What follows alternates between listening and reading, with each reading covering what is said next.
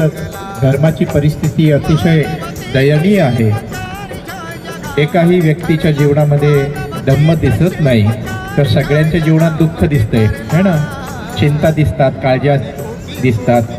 चिंता, काळजी आणि तणावानं काळवंडलेले चेहरे दिसतात, कारण आपल्या जीवनामध्ये धम्म नसल्यामुळे. कठीण आहे थोडं धम्माचं आचरण. भाषण देणं सोपं असतं, पण धम्माचं आचरण कठीण आहे. साधणारच राहणं, साधना करणं, धम्माचं आचरण करणं कठीण आहे. परंतु भगवान बुद्धांनी सांगितलं की हा धर्म रोकडा आहे. जसं तुम्ही करसाल तसं ताबडतोब है ना बसाल. तर भगवान बुद्ध, तुम्ही म्हणता सारं जगच चोऱ्या करतंय, आम्ही केलं तर काय फरक पडतो. सारं जगच खोटं बोलतंय, आम्ही खोटं बोललो तर काय फरक पडतो. फरक पडतो, फरक पडतो.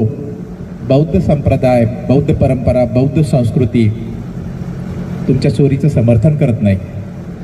स्वतः तर चोरी करायचीच नाही, परंतु भगवान बुद्धानं सांगितलं की इतरांना देखील चोरी करण्यापासून त्याला रोखायचं, खोटं करण्यापासून त्याला रोखायचं, अटकाव करायचा.